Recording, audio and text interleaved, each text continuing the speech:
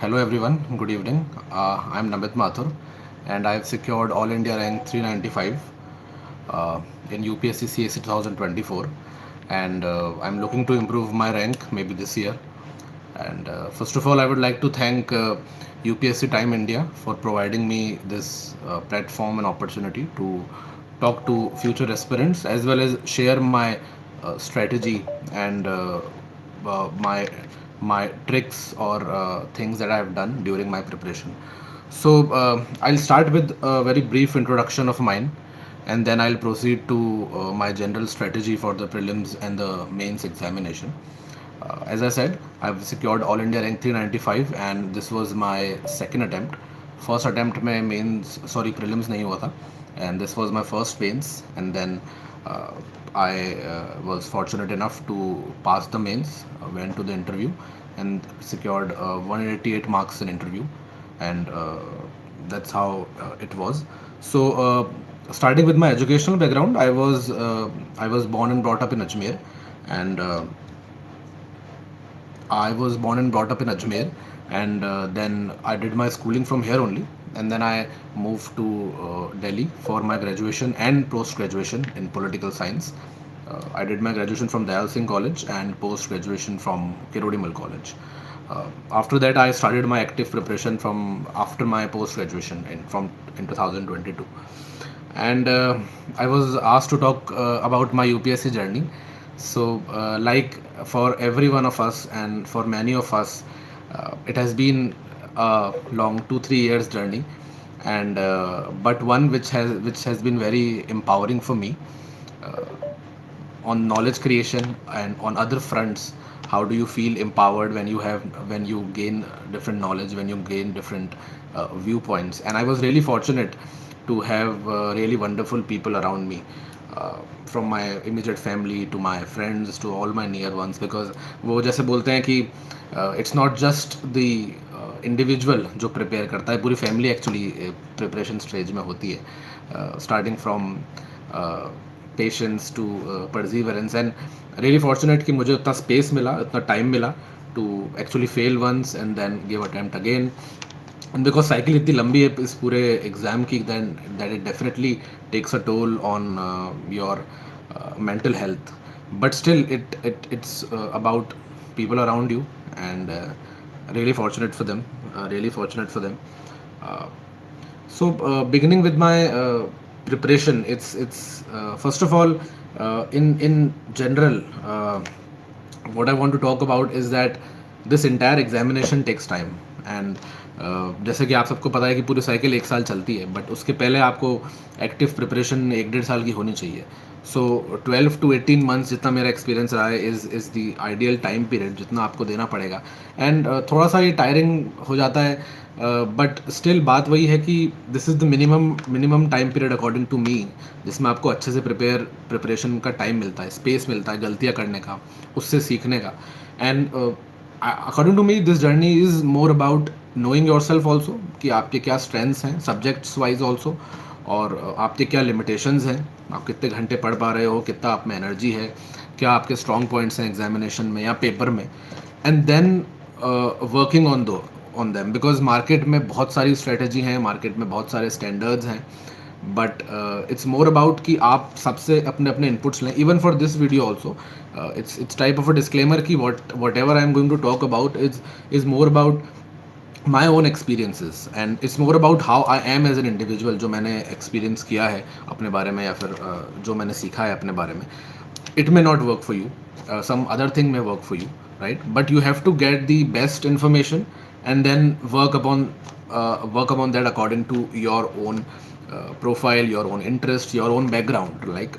And background is definitely important because I come from a humanities background. College में schooling मेरी science से हुआ है, बट कॉलेज में मैंने पॉलिटिकल साइंस पढ़ा, तो डेफिनेटली GS2 का पेपर में, जैसे जो लोग सिलेबस जानते हैं, पॉलिटी और गवर्नेंस टॉपिक मेरे लिए शायद रिलेटिवली ईजी थे. सो सर्टेनली बैकग्राउंड आपके के हिसाब से आपकी स्ट्रेंथ्स एंड वीकनेस डिपेंड करती है. So as I said, active preparation मेरी 2022 में स्टार्ट हुई आफ्टर पोस्ट ग्रेजुएशन. उससे पहले एनसीईआरटीज़ मैंने करी, लाइक बेसिक जो प्रिपरेशन थी वो एनसीईआरटीज़ स्टार्ट करी मैंने अपने कॉलेज टाइम से। एंड एक एक जो सबसे बड़ी प्रॉब्लम आती है एनसीईआरटीज़ में कि लोग बोलते हैं कि इट्स टू, बिकॉज 11th-12th की होती है, नाइन्थ 10th की होती है, और उसमें काफ़ी कंसेप्चुअल चीज़ें भी होती हैं, काफ़ी कॉम्प्लेक्स चीज़ें भी होती हैं।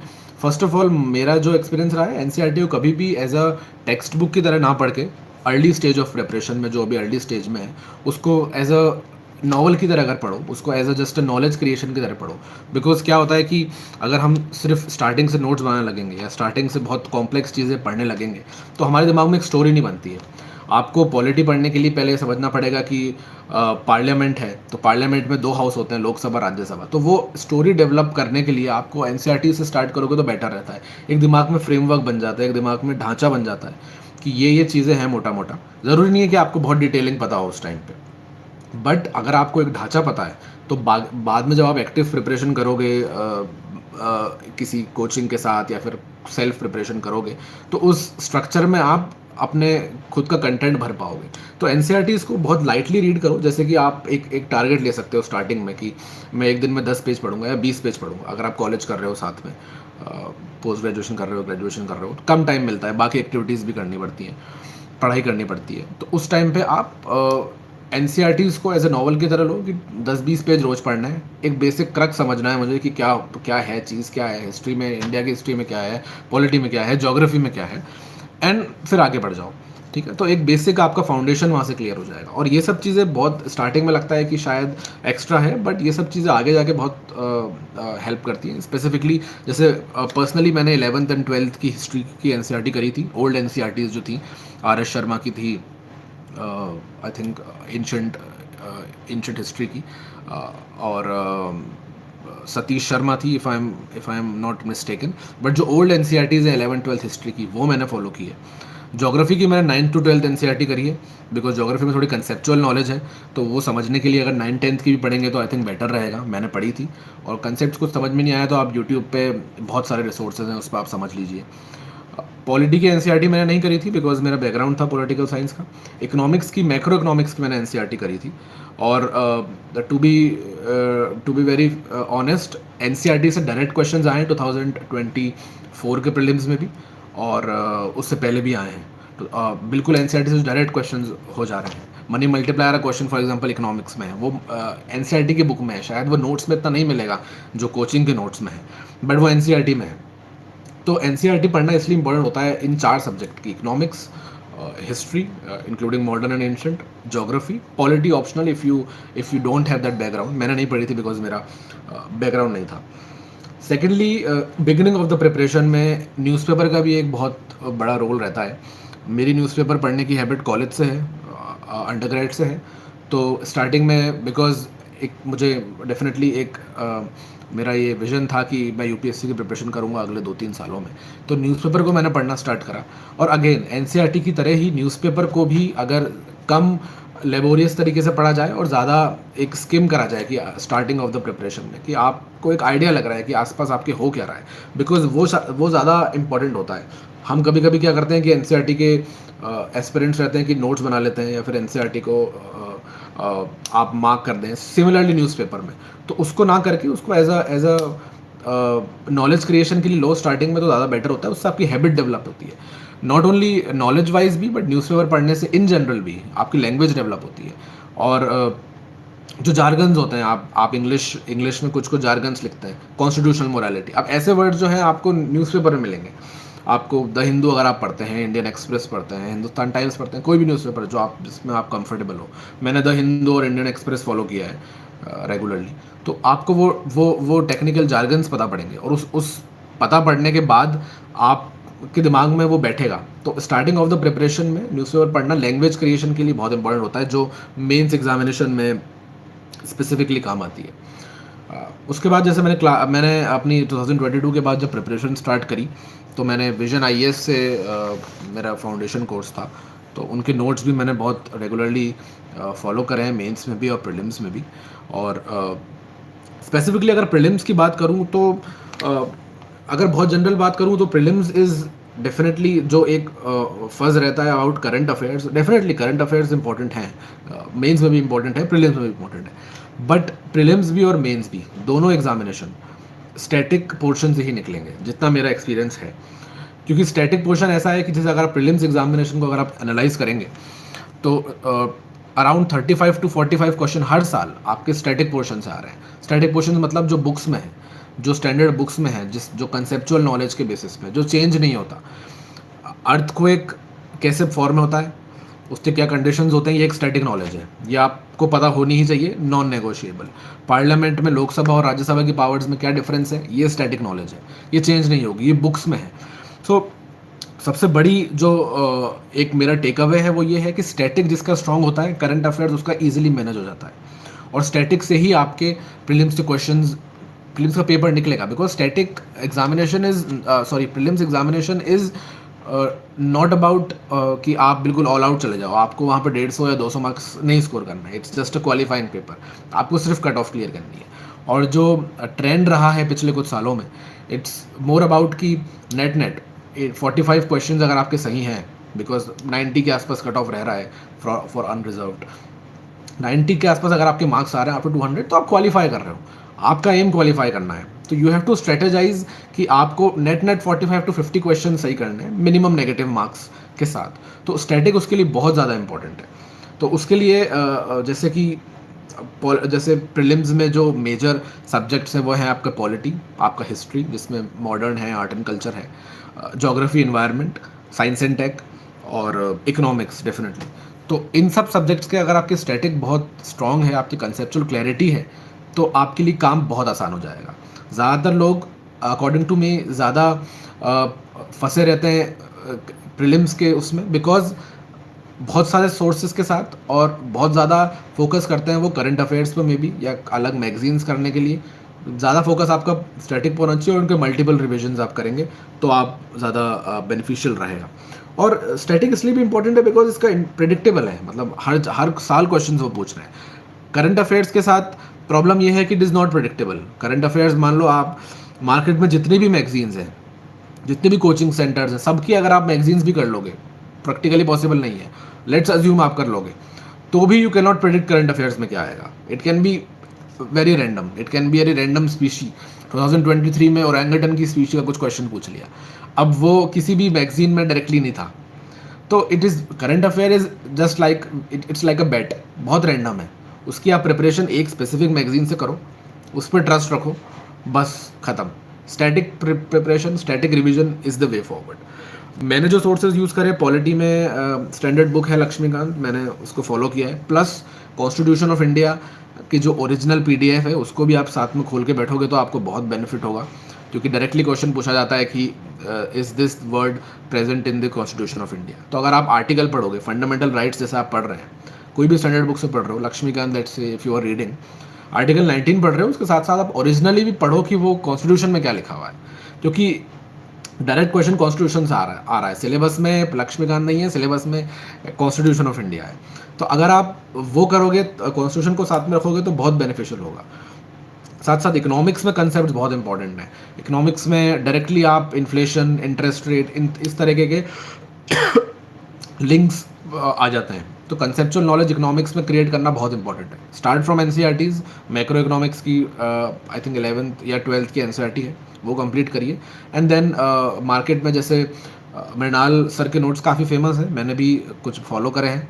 उसके साथ साथ आई थिंक श्रीराम IAS की बुकलेट आती है इकोनॉमिक्स की, इंडियन इकोनॉमी की, मैंने वो भी फॉलो करी है। तो इन दोनों सोर्स से combined I have done my economics static portion, conceptual portion. Geography का कंसेप्ट जैसे मैंने बताया कि आप NCERT से करिए, 9 to 12th बेस्ट सोर्स है। विजन IAS से मैंने जो कि क्लासेस ली थी, तो राजेश गोविंदराज सर के नोट्स काफ़ी मेरे को हेल्प करे थे ज्योग्राफी में। प्लस ज्योग्राफी में प्रीलिम्स में मैपिंग बहुत इंपॉर्टेंट है, तो मैपिंग में आप बहुत ज़्यादा इधर उधर भागने से अच्छा है जो प्लेसेस इन न्यूज़ है, पहले तो आप उनको कवर करें। कोई भी कंट्री है, उसके रिवर्स, उसके माउंटेन्स, उसके आसपास सीज़ कौन से हैं, ये सब चीज़ आप फॉलो करें। प्लस उसके साथ साथ इंडिया की आप मैपिंग बहुत अच्छे से करें। इंडिया की रिवर्स, उनकी क्रोनोलॉजी क्या है, राइट टू लेफ्ट कौन सी हैं, कौन सी रिवर कितनी बड़ी है, ये सब चीज़ें तो PYQs में काफ़ी पूछी गई हैं। तो it's really helpful in geography. History एक ऐसा एक ऐसा सब्जेक्ट है जिस पर काफ़ी कन्फ्यूजन रहता है। मॉडर्न हिस्ट्री काफ़ी ज़्यादा पूछी जाती है। पिछले कुछ सालों में कुछ क्वेश्चंस कम हैं, बट जनरली मॉडर्न हिस्ट्री पूछी जाती है। एंशिएंट मिडीवल कम पूछा जाता है। सो एंशिएंट मिडीवल के लिए जो मेरी पर्सनली स्ट्रेटजी थी वो ये थी कि एंशिएंट मिडीवल का मैंने बेसिक क्लियर करा हुआ था एनसीईआरटी से, एंड दैट्स इट। उसके एक्स्ट्रा मैंने कुछ नहीं पढ़ा एंशिएंट मिडीवल में क्योंकि क्वेश्चंस जैसे पीवाईक्यूज में काफ़ी रैंडम थे एंशिएंट मिडीवल के। तो उसमें प्रॉब्लम ये थी कि अगर आप पढ़ भी लोगे, अगर मान लिया आपने एंशिएंट मिडीवल में काफ़ी टाइम लगा दिया, तो भी हो सकता है आपके पेपर में वो क्वेश्चन सॉल्व नहीं होगा, बिकॉज वो बहुत रैंडम क्वेश्चन आ रहा है, कोई बहुत फैक्ट पूछ ले रहे हैं जो आई थिंक हिस्ट्री ऑप्शनल वालों से भी सॉल्व नहीं होता है इन जनरल।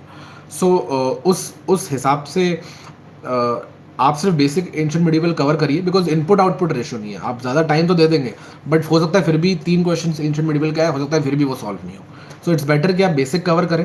बेसिक से जितना सॉल्व हो रहा है वेल एंड गुड, नहीं सॉल्व हो रहा है तो obviously you have to move on, because prelims में you just have to qualify, you just have to pass the cut off. कुछ चीज़ें आपको बहुत स्ट्रेटेजिकली गो ऑफ करनी है, आपको छोड़नी है, वो आपको फोमो नहीं होना चाहिए, फियर ऑफ मिसिंग आउट। ये प्रीलिम्स में बहुत बड़ा इशू है कि मैंने ये नहीं किया, मैंने इस मैगजीन से नहीं पढ़ा, मैंने उस कोचिंग की मैगजीन से नहीं पढ़ा, मैंने ये बुक नहीं पढ़ी, मैंने नितिन संघानिया नहीं पढ़ी आर्ट एंड कल्चर में। कोई फ़र्क नहीं पड़ता है। आप अपना बेसिक एनसीईआरटीज़ को पर फोकस करिए, उसको मल्टीपल टाइम रिवीजन करिए। डेफिनेटली जो करंट अफेयर्स हैं उसको ऐड करते रहिए, बट किसी भी तरह का फोमो रखने की कोई ज़रूरत नहीं है, स्पेशली इन हिस्ट्री में। अपार्ट फ्रॉम दैट एनवायरनमेंट एक काफ़ी डाइसी फील्ड रहती है और काफ़ी क्वेश्चंस आते हैं। तो एनवायरनमेंट के नीडलेस टू से at the cost of repeating my self, static करना है आपको। जो कंसेप्ट हैं पोल्यूशन के, बायोडाइवर्सिटी के, जो कॉन्सेप्ट्स होते हैं उस पर डायरेक्ट क्वेश्चंस आता है। करंट अफेयर्स में ज़्यादातर आता है स्पीशीज़ इन न्यूज़, या फिर आता है नेशनल पार्क्स और वाइल्ड लाइफ सेंचुरी, उनकी क्या लोकेशन है, या स्पीशीज़ की कुछ करेक्टरिस्टिक्स आ जाएंगी। तो मेरी जो पर्सनल प्रिपरेशन थी स्पीशीज़ और एनवायरनमेंट से रिलेटेड, वो ये था कि मैंने एक अपने पेपर पे जितनी भी प्रीवियस ईयर की स्पीशीज़ थी पिछले 8-10 साल की, वो मैंने नोट कर ली थी। एंड देन उसमें उसके उस स्पीशी के करेक्टरिस्टिक, कुछ स्पेशल चीज़ वो कर रही हैं, या फिर किस लोकेशन में वो पाई जाती हैं, किस नेशनल पार्क में पाई जाती हैं, उसका मैंने नोट बना लिए थे। क्योंकि बहुत बार ऐसा होता है कि स्पीशीज़ पीवाईक्यू उसकी रिपीट हो जाती है। अगर वो ऑप्शंस में है किसी साल, तो हो सकता है वो किसी अगले साल में क्वेश्चन आ जाएगा उसका। जैसे 2020 में फॉर एग्जांपल अगर वो ऑप्शन में है, तो 2022-23 में उसका क्वेश्चन आ गया होगा। इस साल अगर क्वेश्चन आया तो कभी वो ऑप्शन में आ जाएगी। So PYQ is the best source to do species in news as well as mapping की एक्सरसाइजेज जो नेशनल पार्क्स और वाइल्ड लाइफ सेंचुरी से रिलेटेड हो। Science and tech current affair से रिलेटेड है काफ़ी कुछ। तो अगर आप करंट अफेयर्स की कोई भी एक मैगजीन आप उठा लीजिए। मैंने ओनली आईएएस की मैगजीन यूज़ करी थी, नाम मैं शायद बोल रहा हूँ, और पीटी 365 यूज़ करा था मैंने साइंस एंड टेक के लिए, और मैंने बस उस पर ट्रस्ट किया। क्योंकि बेसिक बात जो मेरा एक टेक अवे है कि you have to trust your sources. कभी कभी हम इधर उधर भागते हैं, आपका जो सोर्सेज आप उस पर ट्रस्ट करिए कि मैंने इतना कर लिया है एंड यही मेरे कंट्रोल में है। बिकॉज बहुत सारा इशू ये होता है कि आप बहुत सारी मैगजीन्स पढ़ने की कोशिश करते हैं। आप एक मैगजीन पढ़िए, उस पर ट्रस्ट करिए and go with that confidence कि मैंने पढ़ लिया है। बिकॉज प्रीलिम्स में एक और टेक अवे ये है कि प्रीलिम्स में it's also about courage, and courage to attempt 80 to 90 questions. So according to me 80 to 90 questions मेरे हिसाब से काफ़ी आइडियल थे। बिकॉज आपके गलत भी होते हैं, कुछ क्वेश्चंस हो सकता है कैंसिल हो जाएं, कुछ क्वेश्चंस कंट्रोवर्शियल होते हैं, आप सिली मिस्टेक्स करते हैं, तो उसके लिए आपका बफर होना चाहिए। So for me 80 to 90 questions करना एक बहुत स्वीट रेंज थी। जनरली मैं 85 प्लस करता हूँ, 85 to 90 के बीच में। बट अगर कुछ पेपर टफ है या फिर बहुत ज़्यादा आपको नहीं आ रहा है, तो एटलीस्ट 80 to 85 तो करने ही चाहिए किसी भी सिचुएशन में। तो उस सेंस में आपको करेज चाहिए। और करेज कब आएगा आपको क्वेश्चन करने का? जब आप कॉन्फिडेंट हो अबाउट योर सोर्सेज। अगर आप कॉन्फिडेंट हैं अपने करंट अफेयर्स और स्टैटिक प्रिपरेशन से, तो आप डेफिनेटली क्वेश्चन ज़्यादा करेंगे, and that has paid dividends for me. 2024 का लास्ट ईयर प्रीलिम्स में I did 90 questions, I cleared the cut off. This time also I happen to give prelims, let's see, but I think I am going to pass the cut off. Let's see how it goes. Prelims की काफ़ी जैसे बात हुई है, तो मोटा मोटा यही है कि रिवीजन एक ऑल्सो बहुत ज़्यादा ज़रूरी है लास्ट के 15 डेज़ में। बिकॉज मोमेंटम चाहिए होता है आपको एग्जाम हॉल में कि अच्छा मैं पिछले 15 दिन से पढ़ता हुआ आ रहा हूँ and it's just another day, I am just going to solve the question. अगर आपका वो ब्रेक आ गया आखिरी कुछ दिनों में तो थोड़ी सी प्रॉब्लम रहती है। ऑल एंड ऑल यही है कि एक एक एक there is this saying that control the controllables. जो आपके हाथ में है आप उनको कंट्रोल करने की कोशिश करिए। जो जो जो आपके हाथ में नहीं है उस पर ज़्यादा भागने की ज़रूरत नहीं है। Limit your sources, have confidence in them, and then give the paper.